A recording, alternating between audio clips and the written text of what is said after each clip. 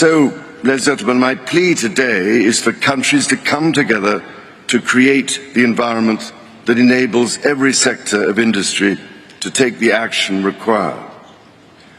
We know this will take trillions, not billions of dollars. We also know that countries, many of whom are burdened by growing levels of debt, simply cannot afford to go green. Here we need a vast military-style campaign to marshal the strength of the global private sector. With trillions at his disposal,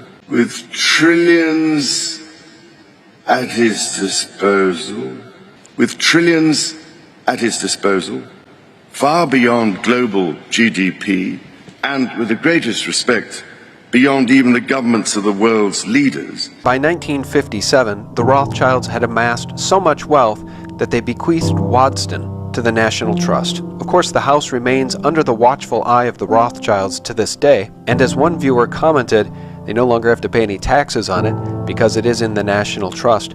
But there's a much better way to calculate the unimaginable wealth of the Rothschilds, simply by using history. Now, we know one of the most astonishing stories of Rothschild wealth revolves around the Battle of Waterloo, in which Nathan Rothschild used his inside knowledge of the outcome and his faster horses and couriers to play the market by getting the results of the battle before anyone else knew the outcome.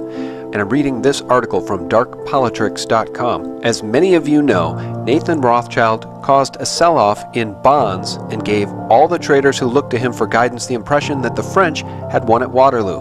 The other traders also rushed to sell their bonds, causing a 95% decline in their original worth. And once the bottom had dropped out, Nathan Rothschild then rebought as many bonds back as he could at hugely discounted prices, and in doing so he multiplied his wealth 20 times in just 3 days of trading. Now, that history was shared in the 1934 Hollywood movie, The House of Rothschild, which was backed by the Rothschild family. Buy.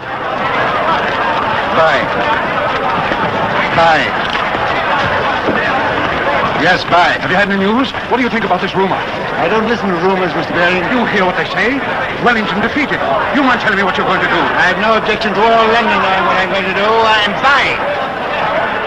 So that very important history is on the record. I calculated 8% interest as a compounding annual rate of return for the Rothschilds, given that the family not only can move markets but manipulates and has been able to manipulate markets for decade after decade. An 8% return is very conservative. However, it's also tangible and quantifiable. You see, by buying up all of the bonds after the Battle of Waterloo, Nathan Rothschild became the single largest debtor to the English government, which ultimately gave him control over the Bank of England. English bonds were a debt guaranteed by future tax revenue of the English government. Therefore, the taxes the citizens paid were going to pay the 8% interest that the English government had to pay to borrow the money. So, the Battle of Waterloo occurred in 1815.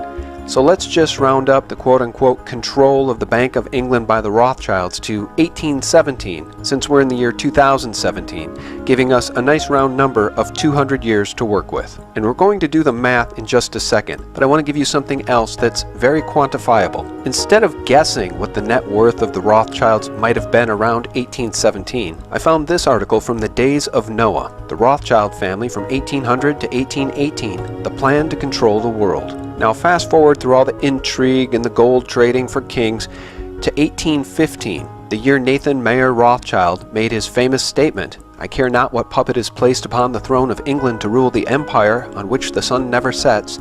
The man who controls Britain's money supply controls the British Empire, and I control the British money supply." Now, he would also go on to brag that in the 17 years he had been in England, he had increased the £20,000 stake given to him by his father 2,500 times to £50 million. Now remember, that's 1815. Let's just bump it up to 1817, and we'll keep the other four Rothschild brothers out of the conversation, each of whom were making separate fortunes of their own in different areas of the world. So let's go over to the compound interest calculator, and let's just assume for the sake of argument that Lord Rothschild was using puffery or braggery when he said he was worth 50 million, and let's just give him credit for 10 million and see what happens with the magic of compound interest and that already locked in annual interest rate that they were guaranteed by the Bank of England of 8%. 10 million. Length of time in years you plan to save. Well, I think the Rothschilds would probably sock that away for, say, 200 years. At an annual rate of interest of 8%, in 200 years you will have 48,389,495,849,000. That's really chump change to the Rothschilds. Why don't we take him at his word and check out what 50 million is worth over 200 years. Change that to a 5. That's 50 million invested over 200 years at an annual interest rate of 8%. In 200 years, they would have achieved $241 trillion in wealth. And of course, that doesn't account for any gold and silver market manipulation. It doesn't account for any of their other investments. And it certainly doesn't account for any additional wealth they were able to build when they implemented the central bank in the United States, the Federal Reserve, in 1913. This is just the money Lord Rothschild claimed that he was worth in 1815. And of course, we started this calculation in 1817 just to give us a nice round number of 200 years to work with. So perhaps now you can understand why, by some estimates, the Rothschild family is worth more than $500 trillion. And the next time you find yourself at a dinner party or by the workplace water cooler and somebody wants to tell you about the world's richest man and mentions Jeff Bezos, who made his $100 billion just over the last 20 years, you may just want to remind them about the history of the Rothschilds, the manipulation of financial markets for more than 200 years, and a little something called compounding interest. So, how do we do it? First, how do we get the private sector all pulling in the same direction? After nearly 2 years now of consultation, CEOs have told me that we need to bring together global industries to map out, in very practical terms, what it will take to make the transition. We know from the pandemic that the private sector can speed up timelines dramatically when everyone agrees on the urgency and the direction. So each sector needs a clear strategy to speed up the process of getting innovations to market. Second, who pays and how? We need to align private investment behind these industry strategies to help finance the transition efforts, which means building the confidence of investors so that the financial risk is reduced. Crucially, investment is needed to help transition from coal to clean energy. If we can develop a pipeline of many more sustainable and bankable projects at a sufficient scale, it will attract greater investment. Third, which switches do we flick to enable these objectives?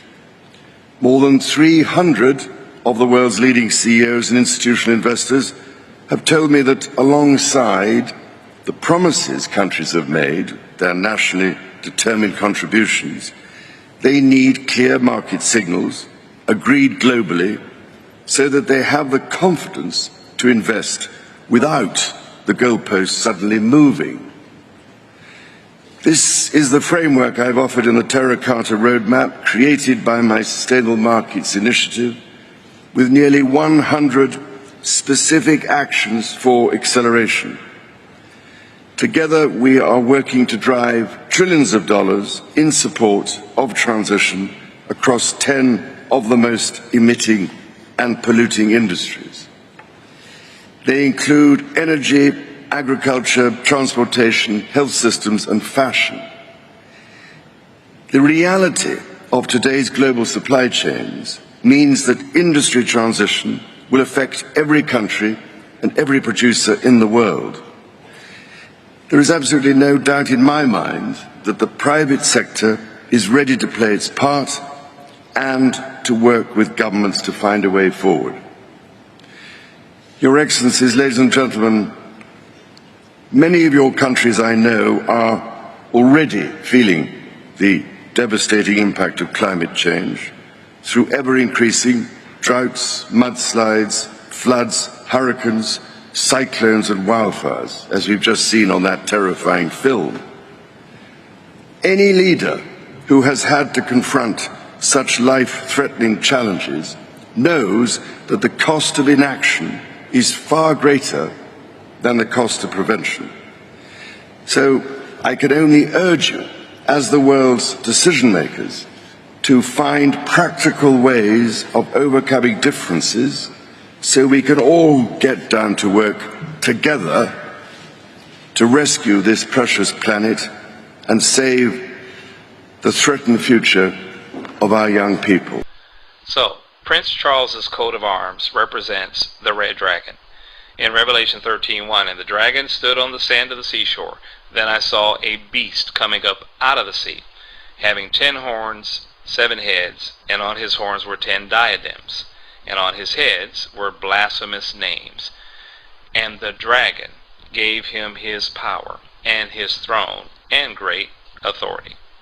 Now, of significance to that is that at his coronation in 1969, and we're talking about Prince Charles, the father,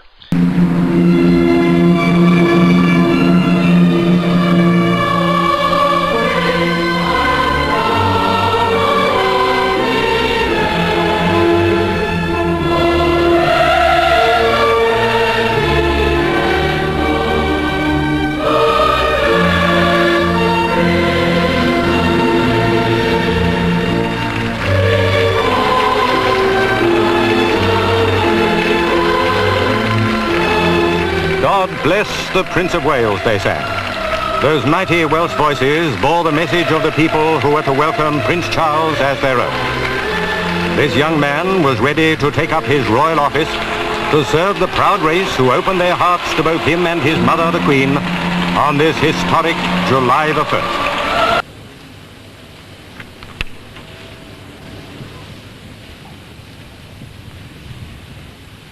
Modrwy air ar ei fys. The gold ring,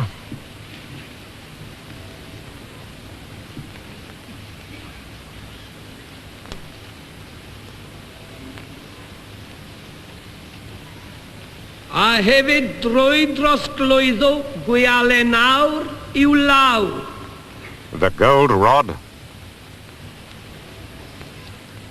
Fel y bo iddo newyddiannol ac and the mantle. In giving to the prince these insignias of office, the Queen could not conceal the gentle touch of a mother, despite the formal text of the letters patent, which proclaimed that Charles, Philip, Arthur, George may have the name, style, title, state, dignity and honour of the Principality of Wales and Earldom of Chester. The sword about his waist, the coronet upon his head, the gold rod in his hand, and the silk velvet ermine mantle upon his shoulders, he bore with great fortitude the emotion that the coming moments brought. I, Charles, Prince of Wales, do become your liege man of life and limb, and of earthly worship, and faith and truth I will bear unto thee, to live and die against all manner of folks.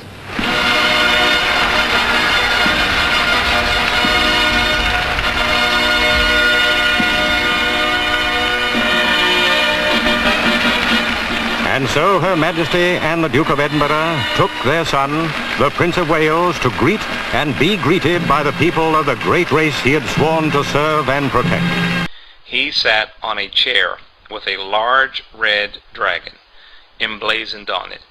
During the ceremony, his mother, Queen Elizabeth II, said, "This dragon gives you your power, your throne, and your own authority."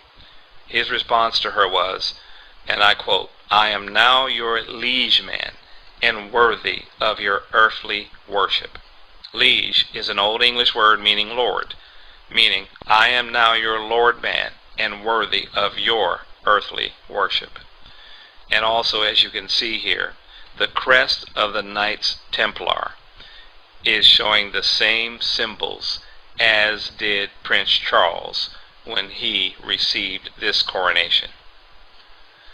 So, the origin and meaning of the red dragon symbol goes beyond the coat of arms. You see it here in the flag of Wales, the red dragon, and that means the place of the strangers or foreigners. That is, as in the tribe of Dan, importing themselves to Wales. We begin with big breaking news. It's official. Kanye West turning Hollywood and the liberal music world upside down, pledging his full-throated support and love for President Trump. The rapper tweeting, "You don't have to agree with Trump, but the mob can't make me not love him. We are both dragon energy. He is my brother. I love everyone. I don't agree with everything anyone does. That's what makes us individuals, and we have the right to independent thought." He also tweeted a selfie and a MAGA hat. Well, as you can imagine, his support is appreciated by the president. I sold my soul to the devil. I know it's a crappy deal. At least it came with a few toys like a Happy Meal. It's the fast food feast the whole country is talking about, served by President Trump at the White House for the national champion Clemson University football team. We have pizzas, we have 300 hamburgers, many French fries. Piled high on silver platters in the East Room was fast food from 3 iconic American companies: Wendy's, Burger King, and McDonald's. At another table, Domino's Pizza and French fries served in paper cups with the presidential seal. This Clemson player couldn't believe it. The rumors were true. This player loaded up all the goodies he could carry. The McDonald's order of all those Big Macs and Filet-O-Fish was taken by this McDonald's just blocks from the White House. The Top Trump's Happy Meal is now at McDonald's. The Happies are battling it out.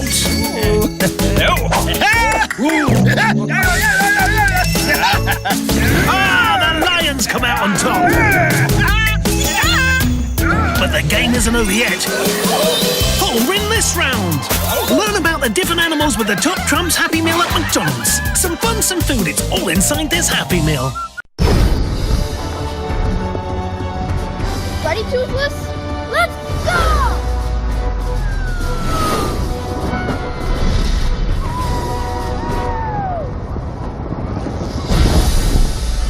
With the good things in your Happy Meal, you'll have the power to soar. Let your imagination take flight with a toy from the new DreamWorks movie, How to Train Your Dragon 2, rated PG. Now in your McDonald's Happy Meal.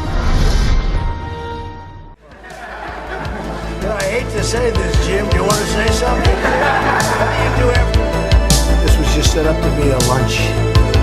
2 people that I like, and I guess they like me. You know I love you. But I don't want to put you in that spot. No, I'm standing in that spot. I love this guy right here. Let me give this guy a hug right here.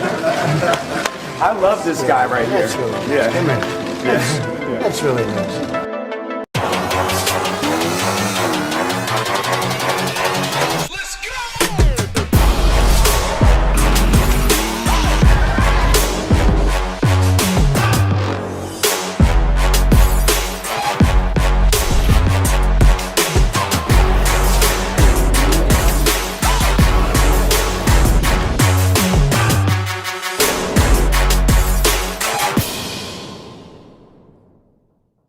And then you see it on the airplane of Wales, the same red dragon.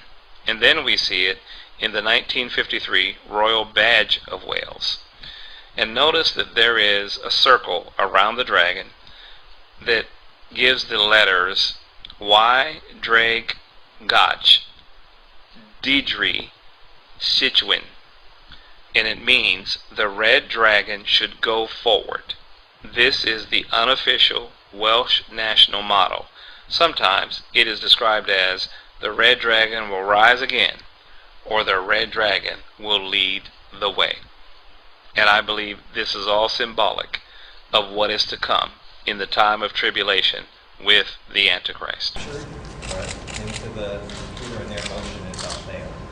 As an animation director, motion capture is amazing because it gives us the same creative control over camera and lens choices and movement that a live action director would have. From across South Africa, they come to mourn and honour the man who played a pivotal role in the fight against apartheid. It's a dark day to us as South African because he's the light and the icon of this country. He used to be a father to us. His wife used to be a mother to us. We raise our hands and we say, we will be free! Archbishop Desmond Tutu, nicknamed affectionately as the Arch, held a unique place in South Africa's history. He was one of the most outspoken critics of the brutal oppression of the country's black majority,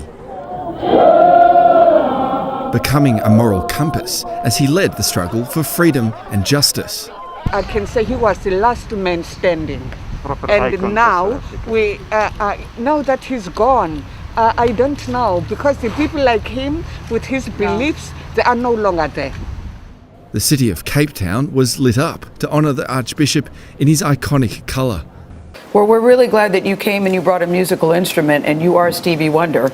Are you game for a musical tribute? Well, you know what? I surely can't sing, one of Prince's songs. I can just do a little bit, maybe. Purple rain, rain, purple rain. Purple rain, purple rain. Purple rain, purple. And the winner of a brand new '84 Oscar is... The winner is Prince for Purple Rain.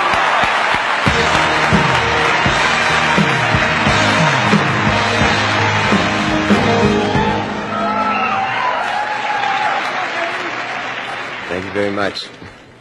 This is Lisa, and this is Wendy. Hold it.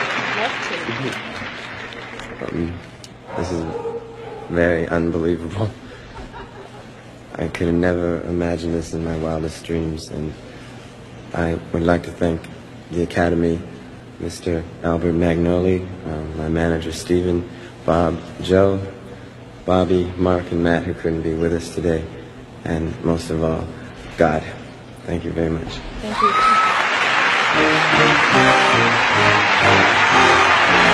Archbishop Desmond Tutu was one of our nation's finest patriots. He was a man of unwavering courage, of principled conviction, and whose life was spent in the service of others. Tributes have been pouring in from around the world, including from the Pope and the Queen. I remember with fondness my meetings with him and his great warmth and humour, she said. Former US President Barack Obama calling him his mentor. He never lost his impish sense of humour and willingness to find humanity in his adversaries. And Michelle and I will miss him dearly. Remembered for the joy and compassion that he brought to South Africa's long fight for freedom. It offers the only real prospect of achieving fundamental economic transition. So, how do we do it? So people assume we are just going back to the good old world which we had, and everything will be normal again in how we are used to normal, in the old fashion. This is, let's say, fiction. It will not happen. It will not happen. Establishment has a lot of, they will stop at nothing to complete their toolkit of control. Right? So one of the things that has been missing from the toolkit of total control has been quarantines and curfews, right? Mm-hmm. So now, welcome to the new world in America, where to get on a bus, to go through a subway station, if you think that the procedures at the TSA are onerous, right? Guess this is coming to a bus depot near you. It's a more invasive way, and the ruling class needs this because, let me say, if the ruling class ever saw wide-scale civil unrest, you'd see an Ebola outbreak in America right away. Okay, so this is, what you see is that Ebola is another tool in the toolbox of the ruling class control. Yeah, to keep down absolutely, repression. positively, 100%. This is a tool. Right. Ebola doesn't just magically start spreading. Mm-hmm. And then we have this doctors that come back here. The white people, of course, live. The two whites who got it or survived. All the black people that get it die. Right? It's very possible that these one of these NGOs over there is going around with a veil of Ebola or spreading it from a small plane onto villages. The point is to get hundreds of thousands of people infected with it and create the next phase of control. Now, one of the things I'd like to show to back up my my claims here. Here's a document from the Rockefeller Foundation. Rockefeller Foundation right there. You can zoom in on that where my finger is. It's called Scenarios for the Future International Development, the Rockefeller Foundation. All right? Okay, let's take a look at what they're saying here. This is something like a 50, 60-page document. I'd like you to go to page 18, if you can look at this up on the internet, but I'll read it off to you. It's called lockstep, lockstep. And this is a phrase that I used right after 2001 when I saw the entire system of the United States, including the population, were in lockstep. So the Congress went along, and yes, it was Osama bin Laden, and the people waved their flag and said, I hate, hate, hate, hate, and everything was in lockstep. Well, in 2010, they published this, Rockefeller Foundation, and here's what they're saying.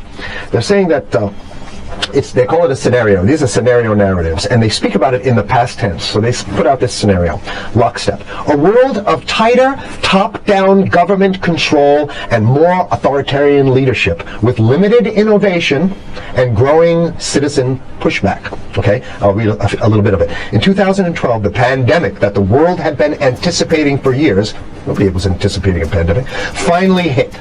Unlike 2009's H1N1, this new influenza strain originating from wild geese, they use some scenario, but this is Ebola they're talking about. Even the most pandemic-prepared nations were quickly overwhelmed when the virus streaked around the world, infecting nearly 20% of the global population and killing 8 million in just 7 months, the majority of them healthy young adults.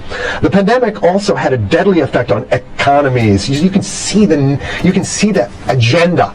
Just naked, raw, naked control agenda written down, and it's anybody's guess how this becomes effectuated in real life. So whether this is written specifically as marching orders or whether people take it upon themselves in the intelligence networks to say, okay, well, this has been produced, so this is the plan here. But these narratives have to be written in advance because the intelligence agencies don't know how to do these narratives. They need help. So these think tanks, they come up with these like Rand Corporation, Rockefeller Foundation. These are think tanks of death. They're think tanks. They're not there to find great ways to help people. Right?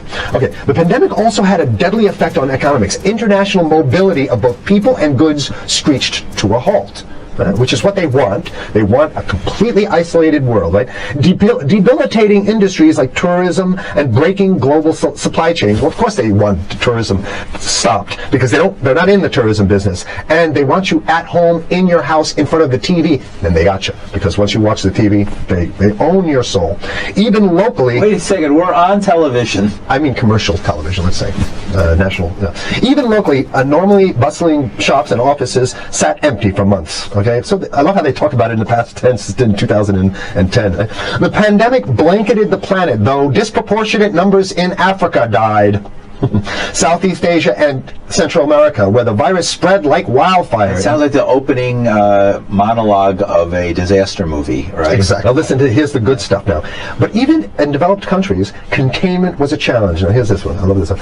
The United States' initial policy of strongly discouraging, in quotation marks, strongly discouraging citizens from flying proved deadly in its leniency. So they're saying, that... No, keep going. Read it. Proved deadly in its leniency. So they should have been tougher, right? Accelerating the spread of the virus, not just within the United States, but across borders. However, a few countries did fare better. China, in particular. The Chinese government's quick imposition and enforcement of mandatory quarantine for all citizens, as well as its instant and near hermetic sealing off of all borders, saved millions of lives, stopping the spread of virus far earlier than in other countries. So the message is here is we have to look towards the Chinese, the oppressive totalitarian. Yeah, Chinese regime as an example of what we need to be doing here. And of course, the ruling class here loves the Chinese regime because they have demonstrated to the ruling class the most efficient form of capitalism, which is authoritarian capitalism. So we have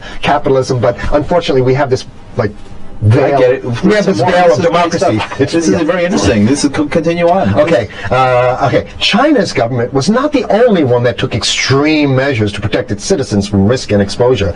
During the pandemic, national leaders around the world flexed their muscles, flexed their authority, and imposed airtight rules and restrictions. You can see the agenda. Go. Okay. From the mandatory wearing of face masks to body temperature checks at the entries to communal spaces like that's what's happening right now. Yeah, but soon it's going to be like body. You know, it'll be at the subway. Yeah, well, is that what you're saying? We'll be going through this in the subway, get on buses and the subway, absolutely, things like that. And what this means though is don't think about having a cigarette, a joint on you, or I mean, basically you can't. This is a dragnet for everything. So, if in order for you, in other words, just like with stop and frisk, this is ultimate stop and frisk. This is the ultimate cavity stop and frisk, cavity search kind of thing. All right. So during the pandemic, national leaders were there, flex their authority. Now there's some good stuff. Listen to this. And even supermarkets, they want body checks at supermarkets. Okay, so basically what they're saying is they're building a system where every move you make, you got to go through them. You can't get food. What happens if you go to the farmer's market? Here's the good stuff now. I mean, it just keeps getting better. Even after the pandemic faded, this more authoritarian control and oversight of citizens and their activities stuck. Tell me, is this God's reward for the devoted and the foolish? You are no fool, Gabriel. I am no longer Gabriel, woman. I am the dragon, Dracul. I am the Prince of Darkness. I am and will be forever a thorn in his side. That is my vengeance. In the Department of Defense, honorary awards are given to soldiers, sailors, airmen, Marines, and DoD civilians who perform in an outstanding manner and exhibit traits and qualities such as selfless service and dedication to the mission that enable the joint force to complete their mission and objectives in all environments. Each military branch has its own prestigious awards and time-honored traditions for recognizing excellence in service.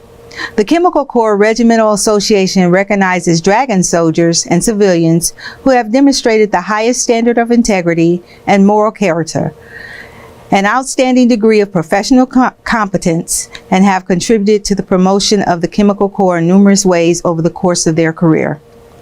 At this time, the Deputy Joint Program Executive Officer for Chemical, Biological, Radiological, and Nuclear Defense, Mr. Dan McCormick, will present Mr. Jack Wilson with the Honorable Order of the Dragon on behalf of the Chief of Chemical and Commandant of the U.S. Army Seaburn School, Brigadier General Darrell Hood. To all Dragon soldiers, greetings. Know ye that there appeared before the Chief of the Chemical a likely candidate for the Honorable Order of the Dragon. Be it known by all chemical soldiers that Jack Wilson has been accepted into the Order of the Dragon and is due all rights and privileges from this day forth. Be it further known that the Chief of the Chemical Corps confers upon this individual the Medal of the Order.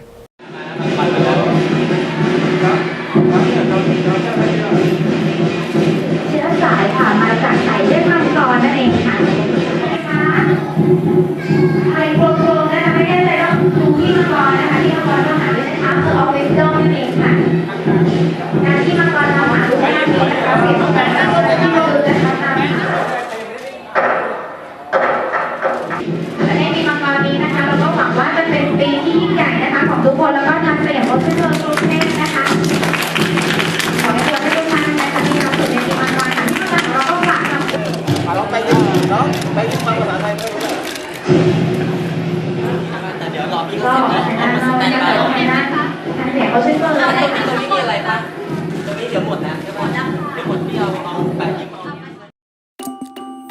The tree of life also in the midst of the garden, and the tree of knowledge of good and evil. There are bloodlines that the Luciferian elite want to protect, and there are bloodlines that they want to destroy. The divine right to rule has been passed down through millennium. A seed line that winds its way to the modern monarchs, royal families, prime ministers, popes, and presidents. And the first came out red, all over like an hairy garment. They called his name Esau. The vast majority of these people, the descendants, the bloodline descendants of these beings, rule the world today, are not only related, the enmity between the sea lions, but have Rh-negative blood. Maintain humanity under 500 million. Take the high-tech companies of the modern world. Okay, but why have these monolithic corporations that involve themselves purely in high science and technology using symbols from the scriptures, symbols from the ancient world, like the forbidden fruit? Of every tree of the garden thou mayest freely eat, but of the tree of the knowledge of good and evil thou shalt not eat of it. The divine right to rule. Then Jesus said, He who has ears to hear, let him hear. Something about genetics that is connected to the forbidden fruit, to some hidden knowledge. Michelangelo, like many of the artists, is showing here the androgynous serpent to be a liberating factor. Eve is in a recumbent or supine or submissive position. And the serpent and the tree is attempting to awaken Eve. Many have concluded that Freemasonry's own description of itself is the best. Albert Pike. A peculiar system of morality, veiled in allegory, Adam Weishaupt, and illustrated by symbols. Today, we celebrate Freemasonry, its past, present, and future. Manly P. Hall. And the Lord God formed man of the dust of the ground, and breathed into his nostrils the breath of life, and man became a living soul. Native peoples were not the first to inhabit North America. So the last shall be first, and the first last. For many be called, but few chosen. Let us make man in our image, after our likeness. And Rh-negative blood is one of the most unusual blood types. Then the Lord God said unto the woman, What is this that thou hast done? And the woman said, The serpent beguiled me, and I did eat. And the Lord God said unto the serpent, Because thou hast done this, thou art cursed above all cattle, and above every beast of the field.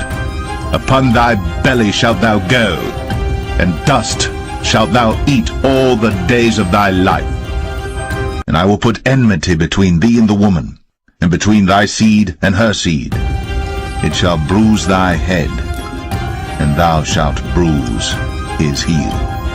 The demon was huge, and it came to me, and it was trying to have sex with me. And the divine right to rule. We therefore invite Mr. Sayer, Master of the Apple Tree Tavern, to take the chair as our first Grand Master. And the divine right to rule. And the divine right to rule. And the divine right to rule. Napoleon, Alexander the Great, Donald Trump, we're all cut from the same cloth. Alexander the Great, his mother, she worshipped in a temple where they revered serpents. Who knew?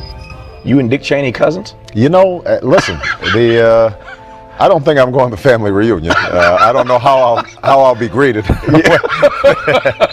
But no, you know, these folks have been doing all these genealogies on me, and right. You know, they've found all sorts of strange connections. This got me. What did you make of that story? For those who don't know this, so Lynn Cheney, the vice president's wife, has been doing some genealogy connected to her latest book, and lo and behold, way back, 8 generations ago? 8 generations or you something. And Mr. Cheney apparently have some distant relative in connect. What did you make of that story when it came? You know, I actually knew about it because somebody had done some genealogy before, and they had sent it to me, this long sheet, and you know, had all these famous names, you know, Mark Twain and this and that and the other, and then Dick Cheney, and I took a pause. George Washington, Thomas Jefferson, William Howard Taft, and President Barack Obama. One young girl traced them all back to one common ancestor. They're all cousins and all grandsons of John Lackland. It's the first family tree of its kind. Pouring through more than 500,000 names for months, 12-year-old Bridge Ann d'Avignon discovered that all the U.S. presidents, except Martin Van Buren, are related to the former King of England, John Lackland Plantagenet, signer of the Magna Carta in 1215. Together you shall spread light to future generations. She shall be called woman because she was taken out of man. They also represent three very important elements. They are wisdom, strength, and beauty. Because it was never forgotten by the sons of the serpent that when they went to Atlantis, the most responsive ones were the females, and they were more like the chosen ones. And it is from this era of the ancient world in the pre-Diluvian age that we have the cult of the priestess. Marina Abramovich. We have the rise of the great matriarchies. Helena Blavatsky. Alice Bailey. I bring it all together. I'm the beautiful one. I bring it all together beautifully. I want to thank you to all the male feminists that came today. You guys are so important. And it came to pass, when men began to multiply on the face of the earth, and daughters were born unto them, that the sons of God saw the daughters of men that they were fair, and they took them wives of all which they showed. It means so much to us, and the respect that you have for women, because, you know, we made y'all motherfuckers. The 2018 American Music Awards opened with a performance from Taylor Swift.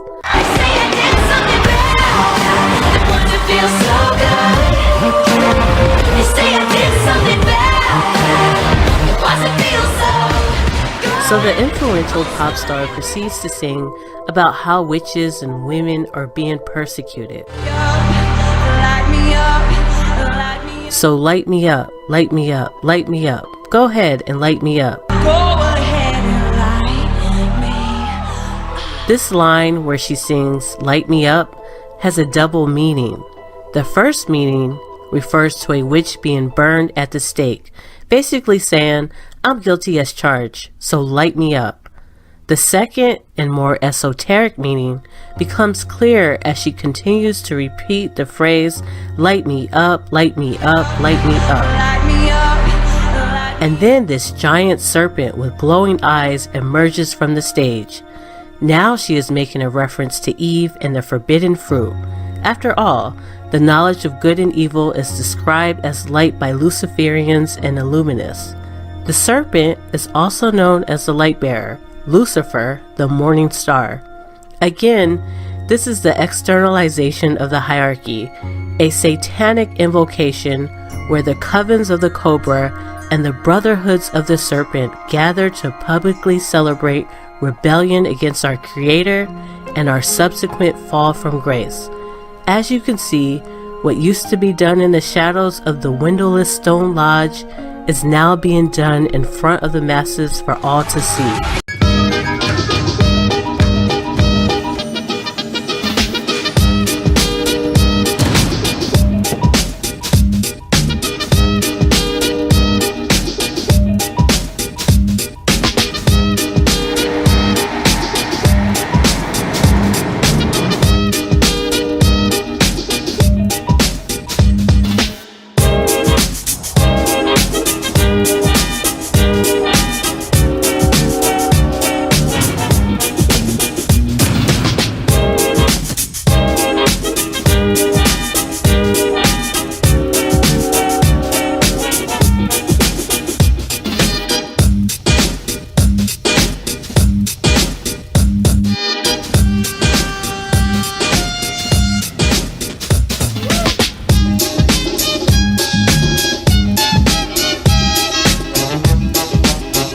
Prince William is back at his royal duties. The Duke of Cambridge stepped out on Wednesday to host an investiture ceremony at Windsor Castle, where he awarded medals to recipients being honored.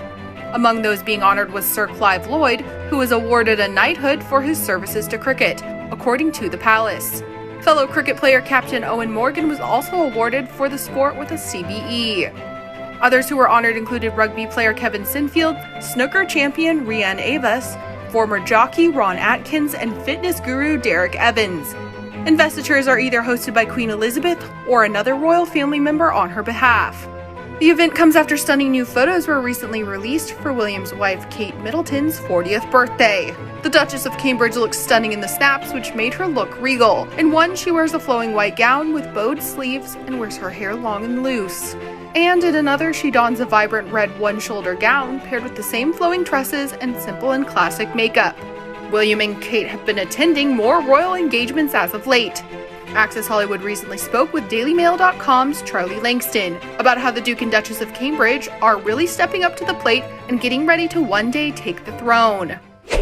Kate and William are really kind of stepping up to the plate as far as leading the monarchy. Now, William is not the next in line to the throne. His father, Prince Charles, is going to be the next monarch in the United Kingdom. However, William and Kate are very much already in that kind of waiting in the wings role, where they are both very much aware that they will be on the throne probably, not too far in the future. I think they both know that Prince Charles is not a young spring chicken. He's not the age that Elizabeth was when she became queen.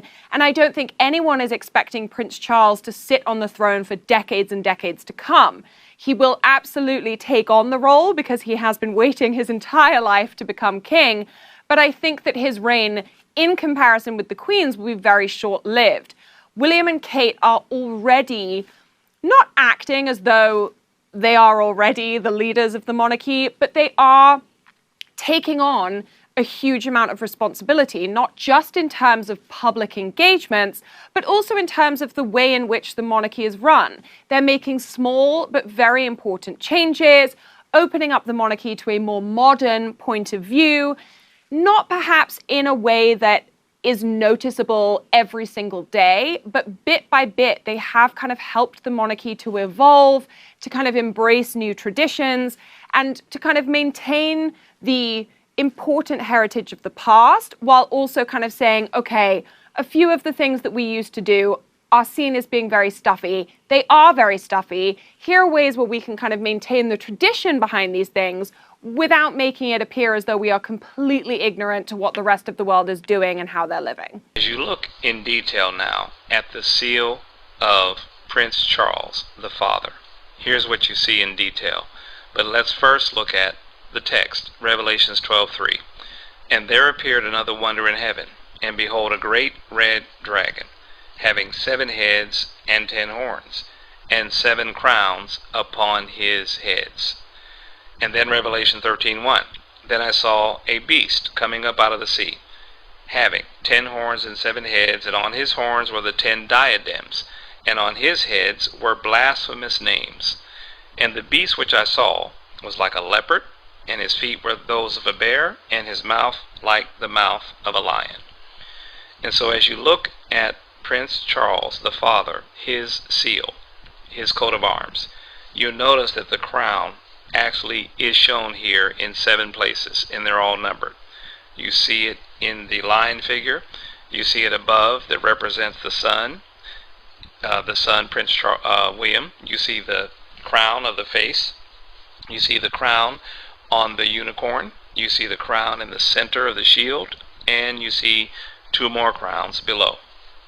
There are your 7 heads with 7 crowns. Also, we discussed how in this text that the beast would resemble a leopard, and which this does by its length and its thinness as compared to a lion. It has the feet of a bear, and if you look at the feet, those are bare feet, and it has the mouth as a lion, and it certainly has a lion's mouth. So let's focus on the lion, leopard, bear beast on the left. Notice there are 3 parallel horns on his neck, which are, in a manner of speaking, plucked out by the roots, which means turned upside down. Then come to the center photo. The helm, which is the face, has 7 curved bars or horns. These 7 horns, along with the 3 horns from the eldest son, lion, at the top, make a total of 10 horns in the head region. And from Daniel 7 verse 8, I considered the horns, and behold, there came up among them another little horn, before whom there were 3 of the first horns plucked up by the roots. And behold, in this horn were eyes like the eyes of a man, and a mouth speaking great things. So as you can see in the first 2 photos, we have numbered the 3 additional horns to the 7 that already existed in the previous slide. Now, let's take a look at the eyes of a man in the horn. Over on the next photo is the unicorn. In heraldry, the unicorn's eyes are round and black. There are no visible eye whites. Queen Elizabeth's heraldic unicorn is depicted just like that, no visible eye whites. But Charles's design, here shown, has the eyes shaped more like those of a human, with noticeable eye whites. Daniel 7:8. And behold, in this horn were eyes like the eyes of a man. Also in heraldry, this unicorn represents not only Scotland, but also a counterfeit Christ. Let's take it further. The unicorn of the prince. The constellation Monoceros, which is the unicorn, is in the winter's great triangle, as you see above in the skies, formed by the bright stars Betelgeuse, Sirius, and Procyon. Monoceros is on the celestial equator between Orion, which is where God comes through, and Hydra, which is where the dragon is. And it contains exactly 66 naked eye stars. Monoceros forms the square and the compasses. The square is at 90 degrees and the compass is at 55 degrees. In ancient Egypt, the plumb rule was called a merket. The merket was used in conjunction with a plumb line to measure the positions of stars and their corresponding positions on the ground in Egypt. Our winter sky is dominated by Orion, but the creature that is following him, tracking his every movement across the celestial sphere, mimicking him, is Monoceros, the unicorn. And who does the unicorn represent? Prince Charles and Prince William. In the photo to the left, which is a hieroglyph, the horn of Monoceros points to the silver gate of man. And Enki, who is in this hieroglyph, is stepping in the direction of where the unicorn horn is pointing. And you see his foot on top of the unicorn horn. And he has a bird in his hand. The bird is the constellation Corvus, Latin for raven or crow. It sits on the tail of Hydra, the sea dragon, as you can see above, and it includes 11 stars visible to the naked eye. It belonged to Apollo, that is the bird. Apollo, the god of light, which the Bible calls Apollyon, the destroyer. Enki is the one of the 4 gods known as the Anunnaki, who were Sumerians. Anunnaki were associated with the Nephilim giants of the Bible. And then, up above, his left foot is on the horn of the unicorn, as if he is rising up from the unicorn out of the waters. The ancients believed that the Milky Way was the celestial river in the heavens, and Monoceros is on the celestial equator of the Milky Way. The UN headquarters has its own security force, fire department, and postal administration that even issues its own stamps. The notion of UN headquarters being a city within a city reminds me of how the Vatican is also a city within Rome. I like to refer to this as a nested city or fractal structure. I was fascinated to discover that the Italian government donated an Arnaldo Pomodoro sphere-within-sphere sculpture to the UN in 1991. The golden ball beautifully represents the concept of a city within a city. The internal structures seem to me like buildings and streets on the inner surfaces of the spheres. I'm intrigued because I've seen 3 other similar sculptures in locations significant to my research. Pomodoro made a series of 6 spheres within spheres scattered around the world. Significant sphere-within-sphere locations are the Hirshhorn Museum and Sculpture Garden in D.C., very close to the Capitol building, the De Young Museum in San Francisco, and in the Vatican's courtyard of the Belvedere. United Nations headquarters, which was built in 1945 and financed largely by John D. Rockefeller. Inside UN headquarters is an ominous meditation room.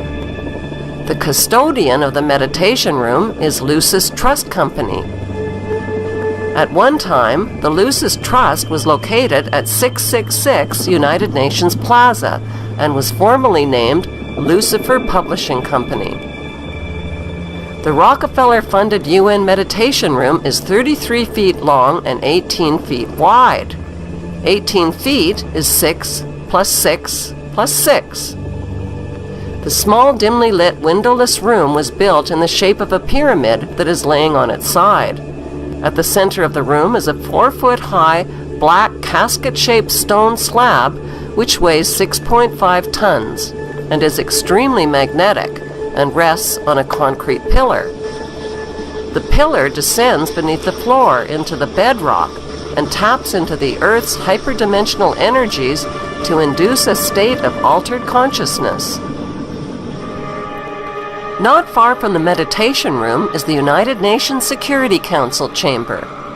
This is the emergency room of the UN, where the world leaders meet when there is a threat to peace. They decide the fate of nations. Even though Israel has over 200 uninspected nuclear weapons and has violated dozens of resolutions, no sanctions are ever imposed because of the United States' veto powers. Notice the giant mural that towers over the Security Council room. The central focus of the UN mural is the phoenix bird that has risen.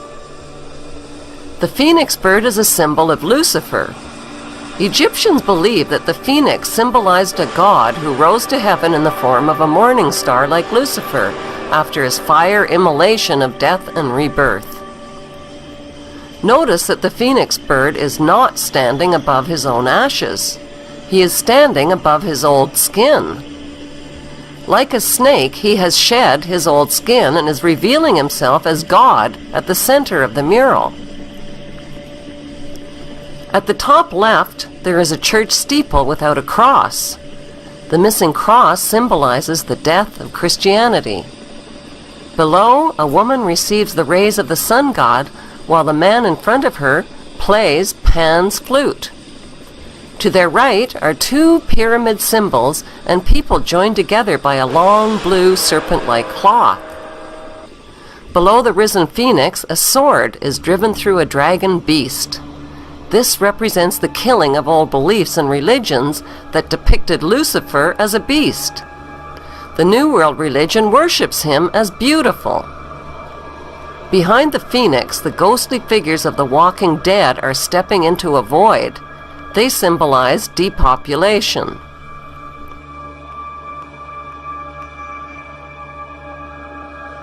On the right panel, the pale horse from the book of Revelation is the bringer of death to humanity through weapons, hunger, and disease. The man is releasing him. The chained black man represents slavery, while the top panel of the mural shows a technologically advanced white race who control industry, art, and science. In this post-apocalyptic mural, the military man standing on the tail of the beast represents worldwide military power. He tips his helmet to the elite, who are climbing out from underground cities where they safely hid from the apocalypse. In the main oval panel above the phoenix bird, a woman is holding flowers. She is the bride in a wedding ceremony. Who are these newlyweds that are kneeling submissively beneath the serpent in the overhead tree? Could the newlyweds symbolize William and Kate? The serpent in human form is tempting the little girl Eve, who accepts the apple. On the right side of the top panel, a reptilian green creature with scaly skin is dancing with a naked woman while musicians entertain him. The general message of the UN's Phoenix Rising mural is that humanity is stepping into a new Luciferic reality. Beneath this disturbingly prophetic mural, world leaders make global decisions that affect the lives of nearly 7 billion people.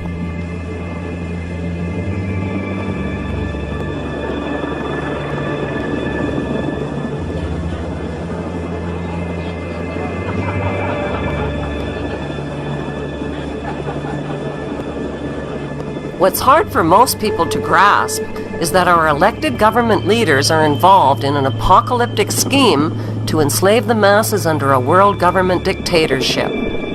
How do these leaders sleep at night? How do they live with themselves?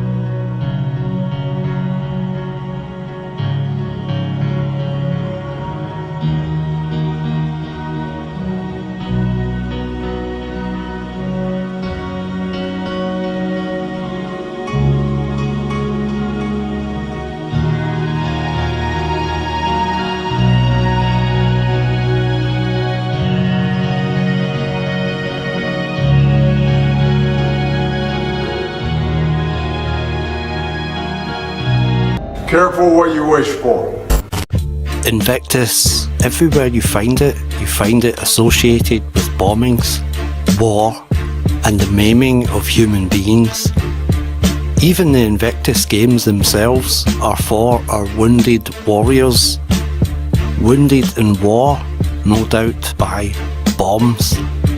I am unconquered. The statement of defiance, rebellion, witchcraft. The poem itself seems as a declaration by Satan himself. The author, William Ernest Henley, required amputation due to complications arising from tuberculosis. Immediately after the amputation, he was told that his other leg would require a similar procedure. While recovering in the infirmary, he was moved to write the verses that became Invictus. I bomb atomically, Socrates' philosophies and hypotheses. Can't define how I be dropping these mockeries. I bomb atomically, Socrates' philosophies and hypotheses. Can't define how I be dropping these mockeries. Published in 1888, the last verse in the poem is charged with defiance towards the Christian God of the Bible. It matters not how straight the gate. An obvious reference to, enter ye in at the strait gate, for wide is the gate and broad is the way that leadeth to destruction, and many there be which go in thereat.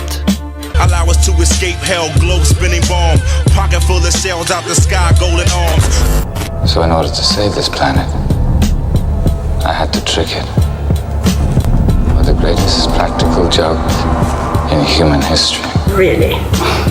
Please. Boom. Killing millions. To save billions. A necessary crime. Obama quoted Nelson Mandela's favourite poem, Invictus, in his speech at Mandela's funeral. It is interesting to note that the Church of Satan also uses Invictus to illustrate its own ideals. In the book, The Church of Satan, A History of the World's Most Notorious Religion, Invictus is used in the book as the opening epigraph. Chapter 6, Satan's Master Plan. LaVey affirms his commitment to destroy Christianity and herd mentality in all forms. It presents the 5-point program of satanic goals to change the world. Chapter 4, What Demons Conjured. Chapter 3, The Modern Prometheus. Chapter 2, Diabolical Consequences. Chapter 1, Let the Games Begin.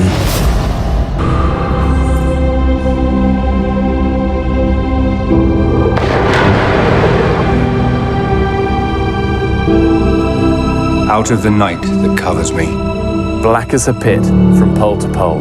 I thank whatever gods may be. For my unconquerable soul. In the foul clutch of circumstance, I have not winced, nor cried aloud. Under the bludgeonings of chance.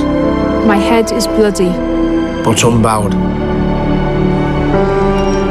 Beyond this place, of wrath and tears. Looms but the horror of the shade. And yet the menace of the years. Finds and shall find me unafraid. It matters not how straight the gate, how charged with punishments the scroll. I am the master of my fate. I am the captain of my soul. I am Invictus.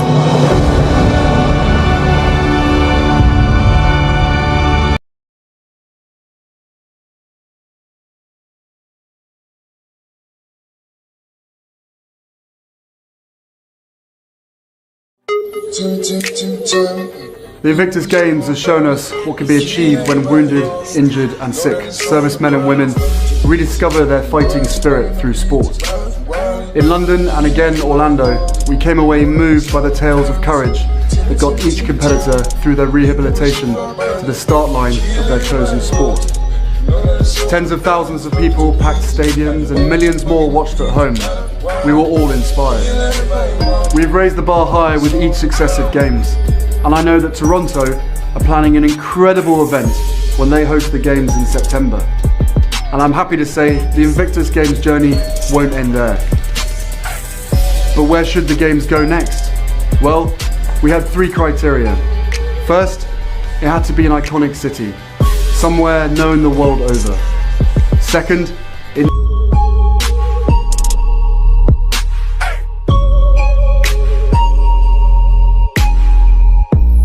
needed to be a city with a proud military heritage, which would welcome competitors from all over the world with open arms. And finally, we wanted to go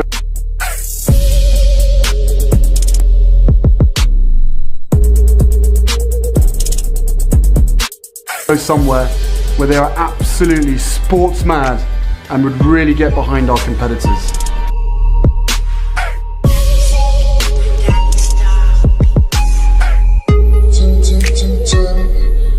It was an easy decision, really. The 2018 Invictus Games are coming to Sydney.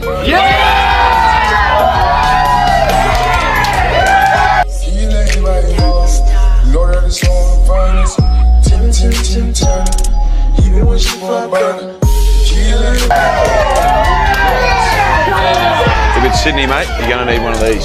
Thanks, mate. Good to see you. Good to see you. It's all good. Sorry, Dad. Oh, it's Kylie. Hey. Hi, Kylie. Good timing. The 2018 Invictus Games are coming to Sydney.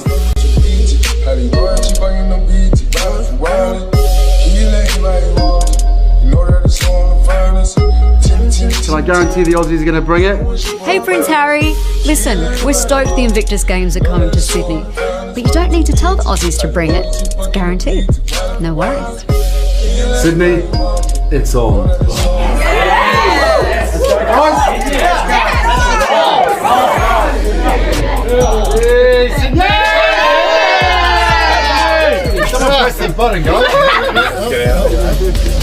Hey everybody, this is ODD.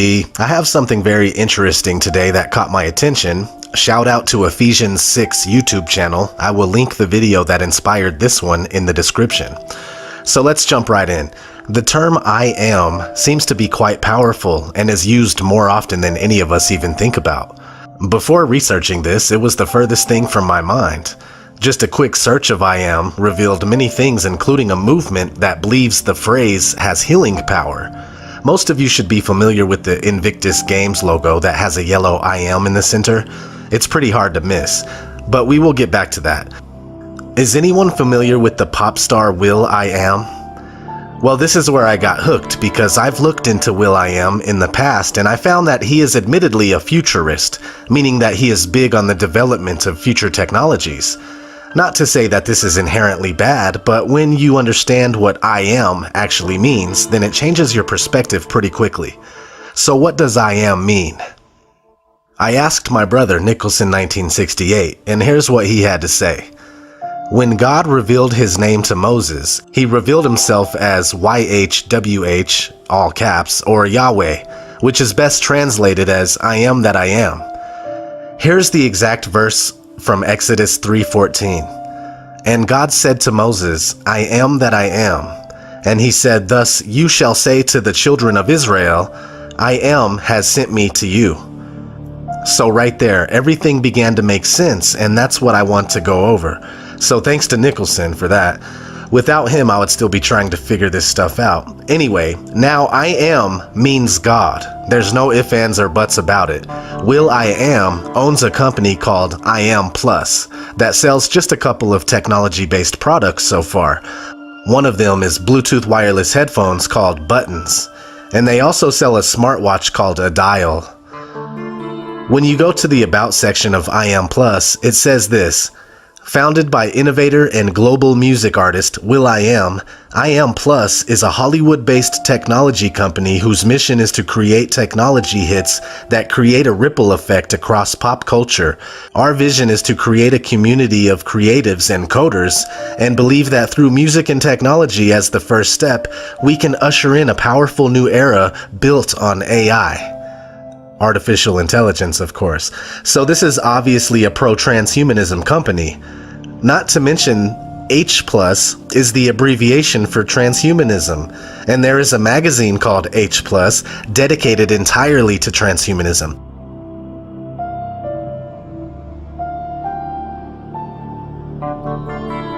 So now we are starting to see the connection with will.i.am, his company I.am Plus, and the H Plus transhumanism movement. On the surface level, will.i.am seems like a harmless pop artist that makes music for little kids, but it goes much deeper than that. In fact, when you really pay attention to his music videos, you see a lot of transhumanist symbolism. It even shows in his work with the Black Eyed Peas. And this is all conditioning people to accept the transhumanist agenda, especially young children, because that's pretty much the only people that listen to will.i.am and the Black Eyed Peas. Side note, the logo of the new show Westworld looks similar to the will.i.am logo. Not that they were meant to be the same, but being that they are both about transhumanism makes it interesting. Best believe Westworld is playing its role in the agenda. They didn't just turn a 1973 movie into a 2016 television series to be creative. Anyway, let's look at the Invictus Games logo again. I.am, dead smack in the middle. What does it mean? Well, Invictus is a poem from 1888 by William Ernest Henley. Notice his name is will.i.am. Maybe a funny coincidence, but maybe not. You never know. So I won't read the entire poem, but the last lines say, I am the master of my fate. I am the captain of my soul. It sounds very innocent and inspiring, unless you know what it means. It means bypassing God and cheating death. The elite have been trying to find ways to live forever for a long time now, and they are getting close.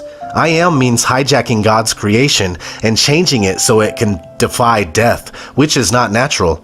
We are meant to live and die. It's as simple as that. I hope you're getting the picture, and we do have a little bit more to go over. Let's start with Beyonce and her album I Am... Sasha Fierce. At first glance, this doesn't seem to have anything to do with transhumanism, but the reason I kept looking into this is because of the dots. I am... Sasha Fierce. The dots tell me that I am is meant to stick out. So I looked around a little, and sure enough, I found an ad for the Beyonce 2009 I Am tour with her portrayed as a cyborg. I also found a picture from a performance where she was dressed like the android from the 1927 movie Metropolis. In fact, Metropolis is one of the very first dystopian movies about transhumanism, and still shows up in a lot of today's pop music. In the movie, there is an inventor who creates a machine man that he considers to be the man of the future. The android has the ability of taking the form of any person, and the inventor says that no one will be able to tell a machine man from a mortal. It blows my mind that the transhumanist dream was already present back in the 1920s. And today we see Beyonce, Kylie Minogue, Janelle Monáe, Christina Aguilera, Lady Gaga, and many more paying homage to the Metropolis, whether they are in the know or not. Speaking of Lady Gaga, she got her name from a 1984 song by Queen called Radio Gaga, where the music video is all about the movie Metropolis. There's even part of the video where Freddie Mercury's face is on the android. I just can't believe how deep this all goes. I Am is much bigger than we all think. Let's check out a company called Humai. This company is dedicated to figuring out how to upload people's consciousness into computers in order to live forever. What's interesting is that Humai backwards says I am. You can't make this stuff up. One of the people that work there is Kate Aquino. She's listed as a futurist, and she's all over the internet under the handle Miss Metaverse, pushing the transhumanist agenda. Her father happens to be Michael Aquino, a satanic high priest and founder of the Temple of Set. But not only that, he was a lieutenant colonel for the United States military at the same time, and the military was fully aware. Yes, those are his actual eyebrows. Here's an old newspaper article about Michael Aquino with the title Devil Worshipper Holds Sensitive Army Post and Top Brass Says No Problem. Here he is hanging out with Anton LaVey, the founder of the Church of Satan. Alright, so there you have it. This transhumanism agenda is 100% satanic and Luciferian, and it doesn't matter if you believe in that kind of stuff. The scary thing is that they do believe it, and they are acting on it. One day, everything in this world that was once natural will be synthetic and without a soul. and His Royal Highness Prince Charles, who can trace his ancestry back to Romania's dark and distant past. The genealogy shows that I'm descended from Vlad the Impaler, you see. So I do have a bit of a stake in the country. As it were. Vlad Dracula, otherwise known as Vlad the Impaler, thanks to his favorite method of executing people. Dracula means son of dragon. He is also an ancestor of the British royal family. His father, Vlad II, was a member of a secret society known as the Order of the Dragon. Vlad Sr. joined the knightly society known as the Order of the Dragon, and upon his induction, he was given the surname Dracul, which is a derivative of Drac, meaning dragon in ancient Romanian. However, in the modern Romanian language, this means devil. His son was given the name for son of Draco, that name being Dracula. Sons of the Serpent. Now what you're looking at right here, this is the Supreme Court building in Israel. And as you can see right there over on the left, that's an Illuminati pyramid with the sun symbol or the eye right there at the very top.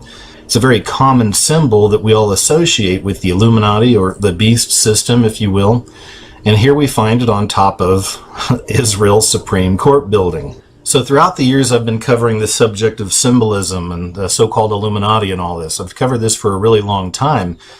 I thought it was weird, man. And all the time I've covered it, this one somehow just kind of got past me a little bit. I've covered some things about Israel and the Illuminati, but never really went that deep into it. I've got a lot of pieces of the puzzle I've collected over the years, but this right here really set it in stone for me. So I wanted to do a video and just kind of cover a few things about this. It's a very, very important find. I did a little research online. I found about 4 or 5 years ago some people were talking about this and putting this out there. So it's not that this is exactly fresh, but I mean, as I said, even when I saw that video from Paul Begley, it was kind of fresh to me. I was like, whoa, and it really kind of struck me. So this was a really important catch as far as I'm concerned, and we definitely need to delve into this a little bit deeper. As I said, I've got some information on this stuff throughout the years, but seeing this video yesterday, it's like, okay, let's go ahead and dive into this some. It's important to understand that the same families who own and control the Federal Reserve and other major financial institutions have their eyes set on the Temple Mount and the holy city of Jerusalem. Just as the scriptures say, there's a man who will be revealed as the Antichrist, and he will sit there before the appearance of the Jewish Messiah, and many will receive him as their Messiah.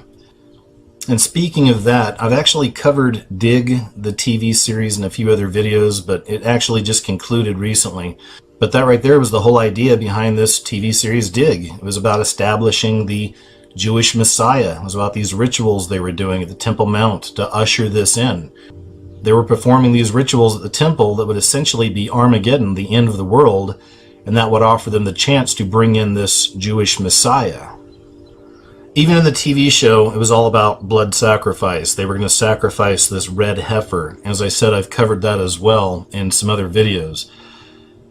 It's interesting to note, God wouldn't send men to that place anymore to perform blood sacrifices.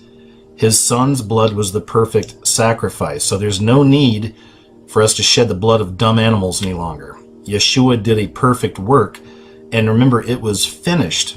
What's kind of creepy and freaky about this is I do believe that the Antichrist, whenever it arrives on the national scene, it'll be accepted by most Christians as the Savior who can bring peace and safety, peace and order to the world. So ultimately, Jesus, Yeshua, will enter into that place, the holy mountain of God, and cleanse it. But before that happens, all hell is going to break loose in Jerusalem and the world. So with all that said, I want to explore a little bit more of this symbolism here at the Supreme Court. We'll even go inside some, and I just want to show you a few things. So this is a very, very touchy subject, and before I get into it, I just want to address a few things.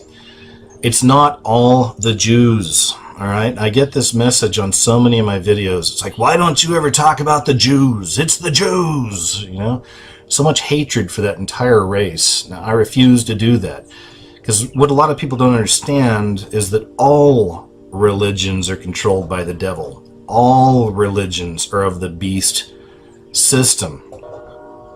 Islam has the cube. Many of us know about the cube and understand the symbolism there, the cube going back to Saturn or Saturnalia, or ultimately back to Satan. So a lot of layers to that particular onion right there. But once again, this is a religion that is controlled by the beast, ultimately. Even in America, if you look at most churches, because there's so many different denominations, right? All these different interpretations of God's word and what God's all about. Got all these buildings. But if you look at these buildings, and this is a typical example of most churches in America, if you look at these buildings, if you look right there in the lower left right there, they always have the pyramid with the sun in the middle, the sun symbol. This is why those lines are coming out. It's the illumination. Now, I'm not saying it's a bunch of Illuminati guys in black hoods, built these churches or whatever. This goes back to the connection with Freemasonry and religion. And that's all fine and good, and I wouldn't really have a personal issue with it if it wasn't for the fact that Freemasons take oaths of secrecy. So basically, whatever's happening in the church, or they're saying in the church, or saying in public, could be very different from what they're doing and saying and working on in private. But on the higher level of the pyramid, the higher level of the Freemason structure, it's definitely much darker up there. So these are examples of, once again, what I call that beast system. Remember, it is the enemy that is in control of all of these religions. We don't need religion. This is where it gets tricky. Now, that's not to say that the people that go to church or the people that go to synagogue or go to mosques or whatever are all evil and bad people either. These are the sheep. These are the little lambs. There are millions of people on this planet that are controlled by that beast system through their very religions. And this is regardless of what they hold in their hearts. There are really good people that fall for this stuff. I mean, I see it in my own family. I was one. I was raised in a church myself.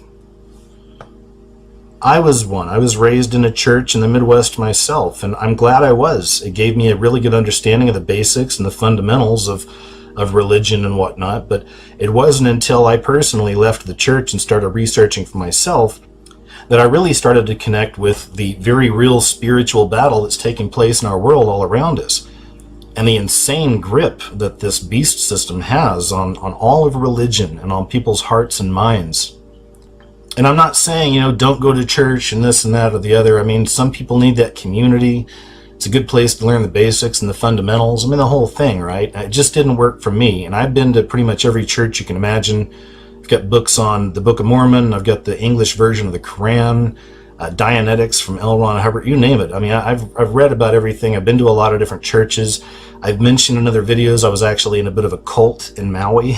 And there was no brainwashing. They didn't get me an MK Ultra or anything like that. But the guy that ran it was a charismatic and really, really good with words. And it didn't take long for me to realize this guy was cuckoo. It took a few months.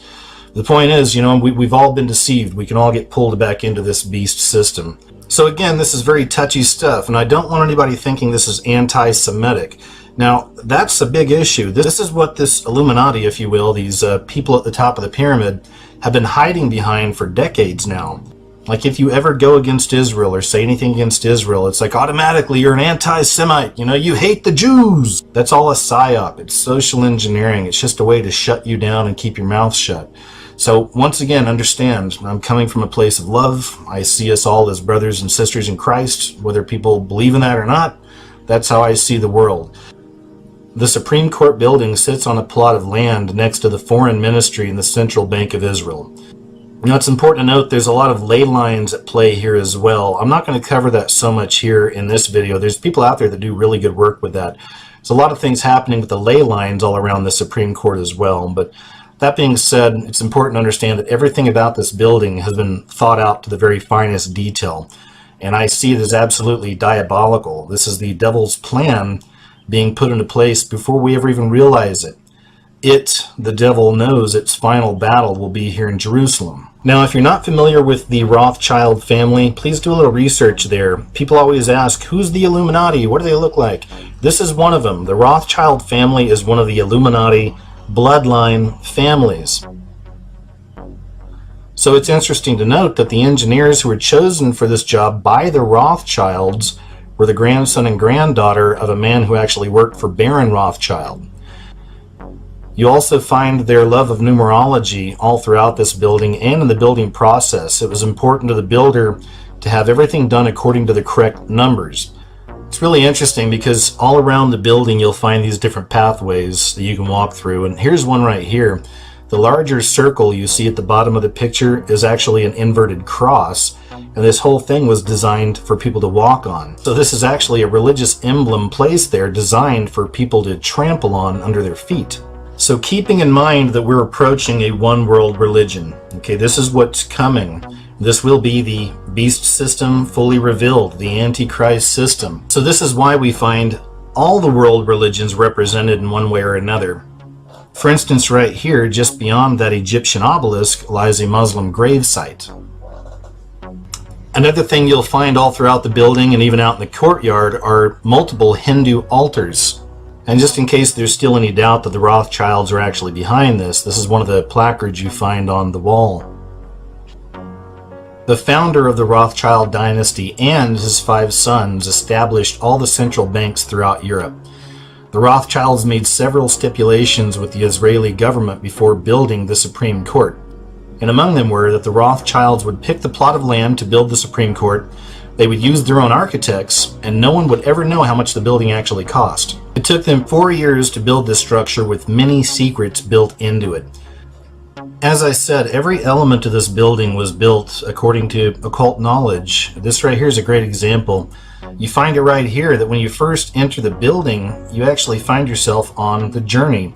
This entire journey is intended to bring one from darkness into the light and become an illuminated one.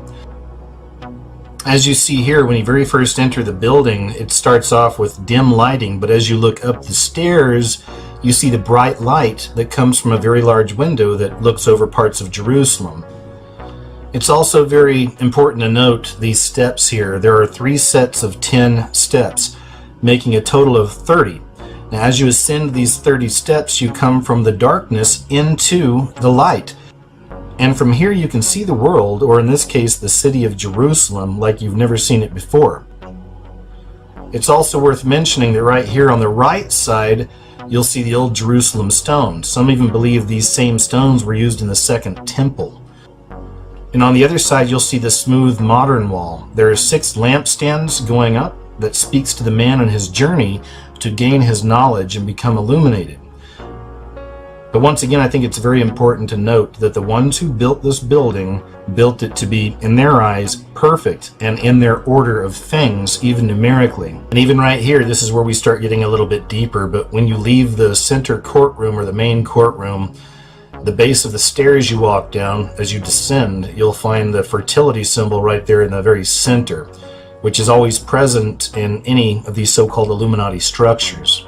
It's often kind of hidden, but it's always there. The symbol there in the center represents the woman, and then the, of course, staff, or whatever you'd like to call that, going through the center is the penetration. And speaking of that sign of fertility, we find it once again here at Wasilla High School. They actually made the statue a few years back, and this is Sarah Palin's territory right here. Once again, they're telling us that this is all about the, quote, warrior from within. Once again, alluding to the, if you will, female sexual organs, these signs of fertility. These things are often connected as well to the whole idea of goddess worship, and I've covered that in a lot of videos as well.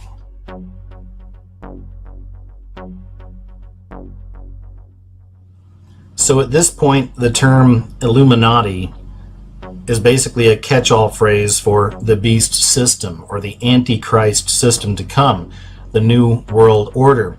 There's still a lot of people out there that make fun of this symbolism. I see it all the time. I see a lot of really dumbed down things like this. You see this all the time online. Illuminati confirmed, pyramid, right? Well, I understand that. Now, there's different reasons why people do this. Some people just don't understand what's going on. I think other people probably see it, but it scares them. So they don't want to put stuff like this out, laugh at it, make fun of it, right? What these people are representing is this. It's the same symbol that we find on top of the Israeli Supreme Court building. The all-seeing eye with the pyramid, the beast system, the coming Antichrist system of the one world order to follow. If you really want to wake somebody up out there, I think this is a great example right here. You can show them this pyramid with the sun symbol or the all-seeing eye on top of the Israeli Supreme Court. Show them all the other symbolism that's taking place inside this building and around it. Show them all these celebrities that are doing the same symbol. Show them the movies, the advertisements, the TV shows. It's everywhere. This is something I cover on this channel extensively. So once again, folks, this is just another example of that beast system being our reality. The devil controls all of these religions and all of these governments on the entire planet. I know, a lot of people don't want to hear that. There's different names we can give it, you know, the this, the that, the whatever, but ultimately it is what it is. It's going to go down in Jerusalem. All eyes on Jerusalem. Right? So anyway, folks, that's what I've got for you now. I appreciate you watching the video, and as I said, use this information as a tool to help wake up others, all right? Help them to see past this dumb, you know, Illuminati confirmed stuff like that, okay? Show them the facts, show them the truth, and then let them figure out the rest for themselves, because a lot of people want you to just give them the answers, but oftentimes when you just tell somebody something, they don't totally take it in. So lead them down the path, give them the tools they need, the tools necessary to find out more about this hidden reality right before our very eyes. That morning, being down here now is different as it looks. I still have those visuals, those images in my mind, in my head. We're on, as a nation, mission now. Suicide bombers, it happens in Israel on a daily basis. Those are the things we have to be careful of now. We have to watch for now. Do you expect a suicide bomb struck the North Tower of the World Trade Center 1 year ago? Hundreds of people have gathered here at Ground Zero to mark the anniversary and what is expected to be, we tell you that the anniversary ceremony will also include several moments of silence, marking the times that the hijacked jets place roses on the site for a flower arrangement that will be turned into.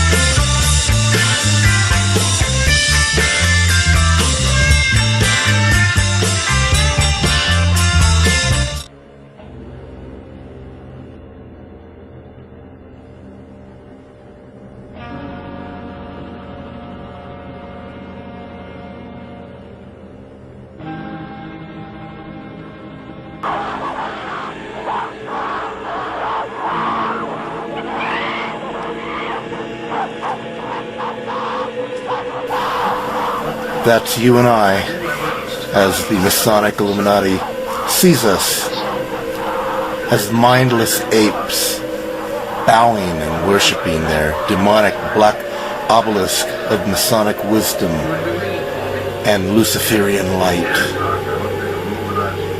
Their cube, so they think, that's going to spark and create this new world order, this Luciferian Antichrist system that's about to come upon the entire world. All symbolized by events taking place in our day and age. 9/11. That was one of their events.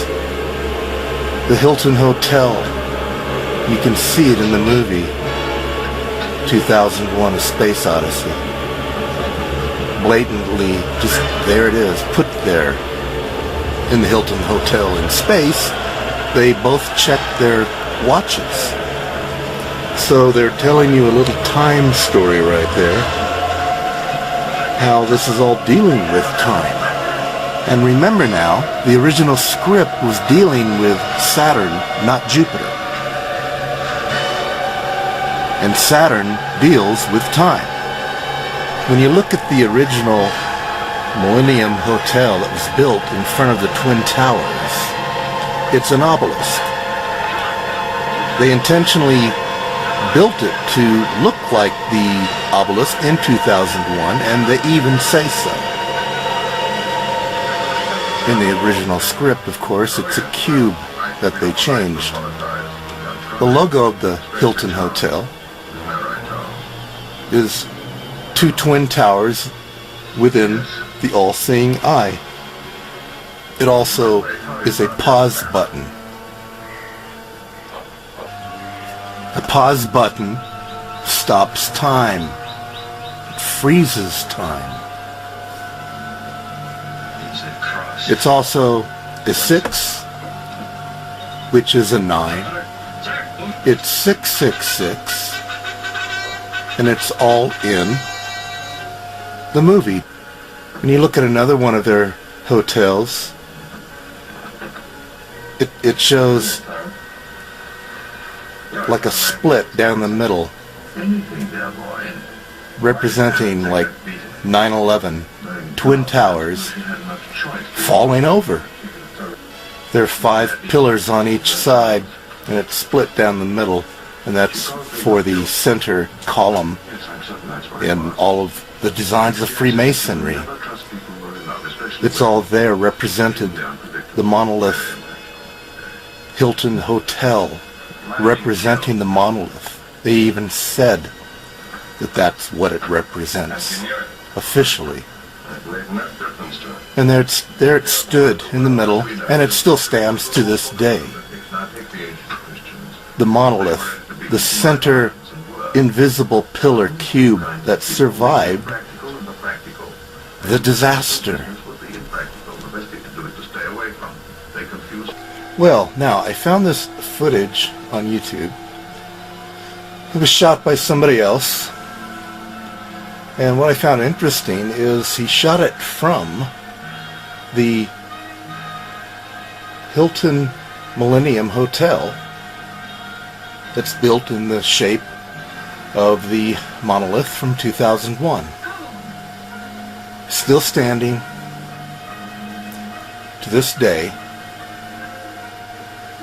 And he's shooting outside of the window, looking at the 2 memorials for the Twin Towers and the Freedom Building and some other buildings. I mean, don't you find it strange that this thing survived? I mean, they really planned this out pretty well. They made only what they wanted to come down. The perfect demolition, but that's how they did it. Intentionally making sure that this monolith cube represents their Illuminati wisdom, which is that small center. If you look at Masonic pictures of the 2 columns, you'll see in the middle there's this, there it is, this little smaller column or cube or monolith or obelisk right there. And this is how they brought it in. The Freedom Tower represents this wisdom, this new world order that they want to bring upon all of us. I've read it's supposedly supposed to be 1,776 feet tall. Now, I don't know if that's true. I don't know how to confirm that, but looking on the internet, this is what I've read, this is what I've seen. Now, if that is the case, they are most definitely not referring to America's birth of 1776, but to the Illuminati's birth of 1776, because that's who they are, and that's who did this. And also, in the same video, look at these memorials to the 2 towers, the 2 twin towers here. Look at those things. They're square holes in the ground. There you got waterfalls running on the sides, and in the center is like another black hole, cube, square, black pit. And it's all just going down and down and down, then it goes into that square pit hole. What kind of memorial is that? They're sending people into the abyss, and also at the same time symbolically representing that they've opened a hole to the abyss. I believe if you go to these places, I'm sure it just sucks energy like a vampire from people's hearts and souls and minds. I'm sure it leaves you with a dead feeling inside. These memorials aren't normal. They're not right. This is evil stuff. There you go. The Freedom Tower. Oh man. It's so obvious what's going on. Very disgusting and evil what these people are doing.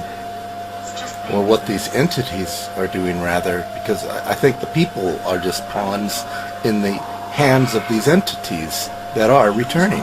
Hey, what's up, guys? Gons here for the Face Like the Sun channel. New York Times reported Anselm Kiefer sculpture will go up at Rockefeller Center. And it says Anselm Kiefer, the German artist known for his monumental paintings and installations layering history, culture, religion, and mythology, will create his first ever site-specific outdoor public sculpture in the United States this spring at Rockefeller Center in New York. And it says for this sculpture, Mr. Kiefer has cast in lead a colossal open book carried aloft by eagle's wings spanning 30 feet. This will be supported by a 20-foot tall column encircled by a snake with its head erect and tongue hissing at the book. A number of other giant lead books will be strewn on the ground at the base of this theatrical tableau. The piece is obscurely titled Uraeus, referencing the upright form of the Egyptian cobra associated with the serpent goddess Wadjet and used as a symbol of power on the crowns of pharaohs. But the work, evocative of both a lectern and an altar, is open to multiple readings.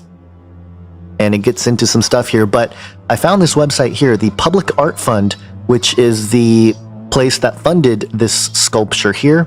And it says here, the sculpture's cryptic title, Uraeus, refers to the erect shape of the Egyptian cobra associated with the serpent goddess Wadjet and a symbol of power and divine authority. The wings evoke the headdresses and necklaces worn by Egyptian royalty in homage to the vulture goddess Nekhbet. Wadjet and Nekhbet were the guardians of Lower and Upper Egypt, respectively, and following ancient Egyptian unification, became the joint patrons of the civilization. When conceiving this monumental sculpture, Kiefer was recalling Friedrich Nietzsche's famous philosophical work of fiction, Thus Spoke Zarathustra, from 1891, with its ideas of the will of power, the death of God, and the Übermensch, or Superman, as the ultimate aspiration of human beings. Nietzsche described Zarathustra thus, quote, "This book, with the voice bridging centuries, is not only the highest book there is, the book that is truly characterized by the air of the heights.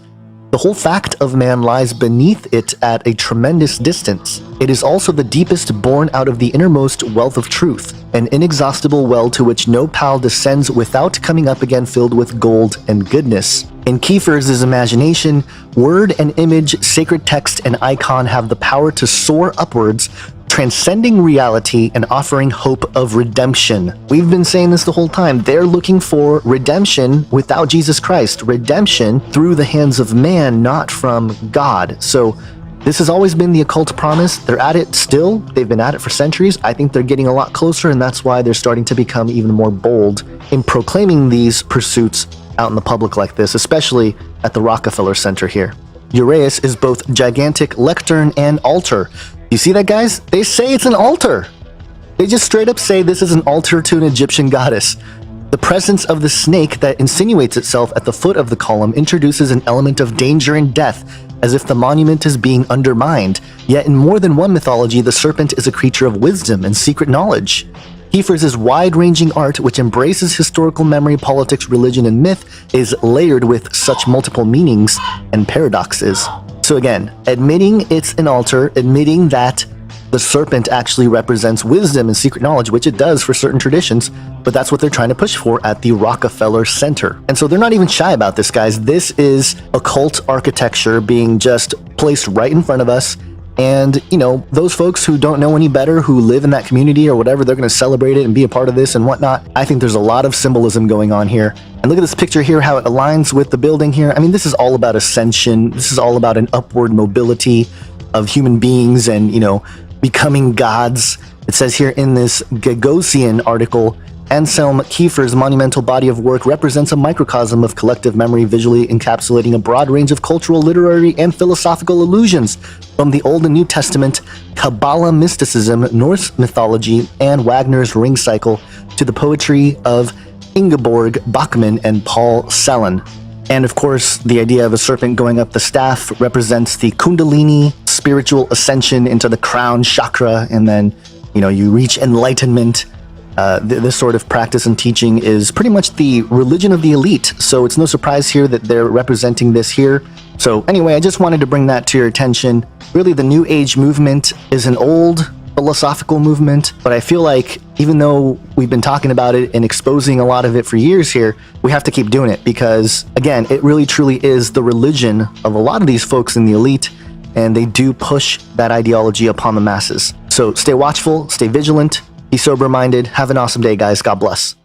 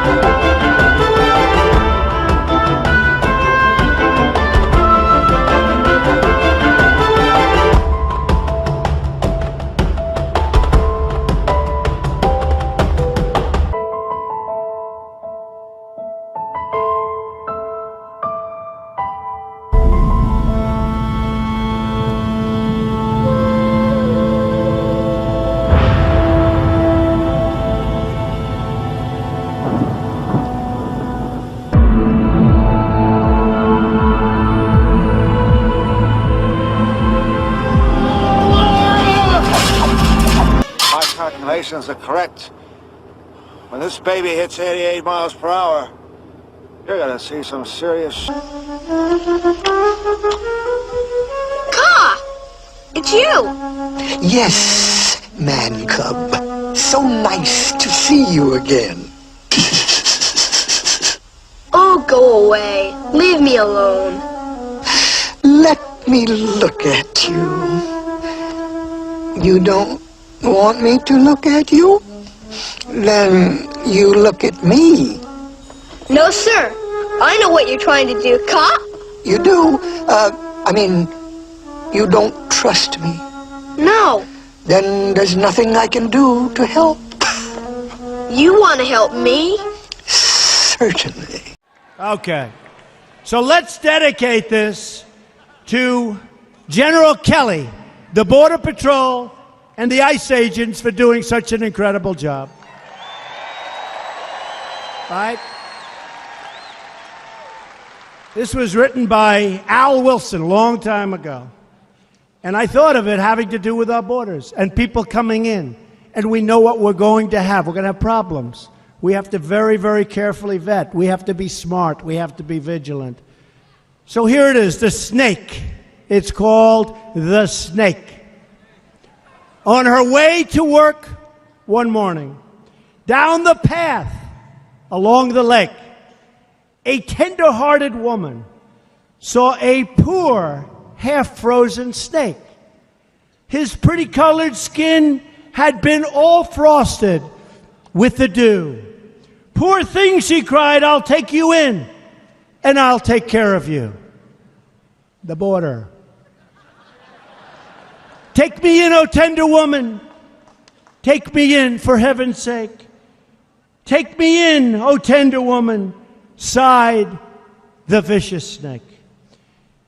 She wrapped him up all cozy in a comforter of silk and laid him by her fireside with some honey and some milk.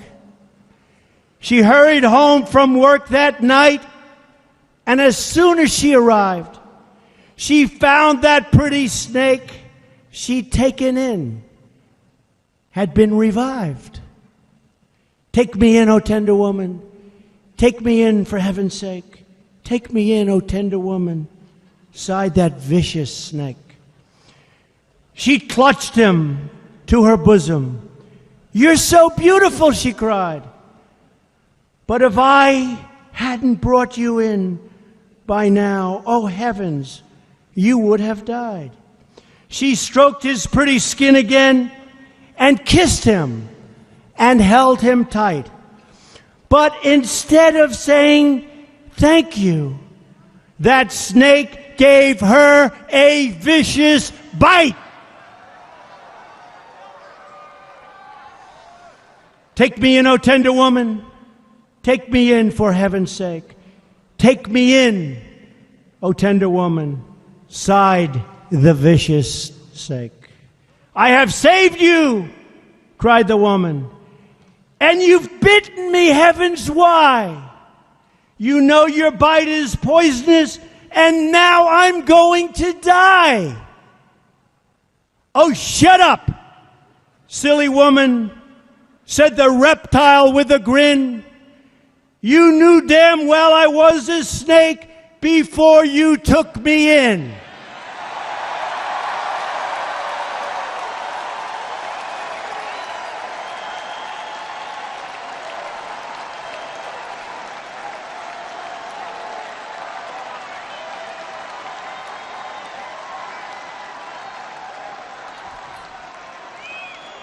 Does that explain it, folks? Does that explain it? Trust in me.